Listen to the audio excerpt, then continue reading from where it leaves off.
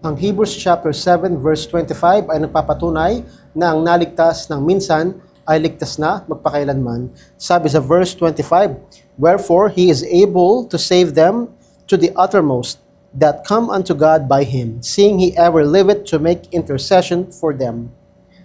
Pag ang tao ay sumampalataya kay Kristo, siya ay naligtas na. Pinapatunayan ito ng Biblia sa Acts chapter 16 verses 30 to 31. Pag ikaw ay sumampalataya kay Kristo, ligtas ka na. Ikaw ay maliligtas kapag ikaw ay sumampalataya. At sinasabi ng Biblia, dahil dito ay nagagawa rin niyang iligtas sila hanggang sa sukdulan. Ibig sabihin, kaya niya tayong iligtas ng lubusan. May mga panahon sa buhay ng isang mananampalataya na maaari siyang makagawa ng mga malalaking kasalanan. Mga kasalanang grabe, katulad ng pagpatay. Si David ay pumatay, si David ay nakiapid, si Samson ay nagpakamatay. Sinasabi ng Biblia na yung kaligtasan natin ay lubusan hanggang sukdulan. Anumang grabing magawa nating kasalanan ay hindi pwedeng hindi tayo mailigtas ng Diyos. Kanya tayong iniligtas hanggang sa sukdulan. Ibig sabihin, pinakagrabing paraan na magagawa mo ay binayaran ni Kristo lahat ng kasalanan mo.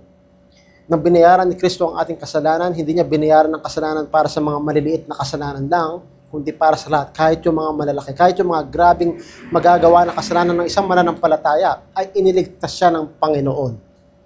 At sinasabi dito, sa mga nagsisilapit sa Diyos sa pamamagitan niya, sa makatuwid, yung mga sumasampalataya kay Kristo, yung mga lumalapit sa Diyos. Palibhasa nabubuhay siya magpakailanman upang mamagitan para sa atin.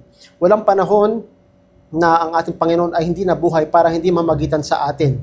Siya ang tagapamagitan natin at sa Diyos Ama. Siya ang dahilan kung bakit tayo nakakapanalangin sa Ama, kundi dahil sa pamamagitan ng kanyang pangalan. Tayo naging anak ng Ama, ng Diyos, dahil sa Kanya. At ang sinasabi ng Biblia, na huwag mong isipin na hanggang dito lang yung kaligtasan ko.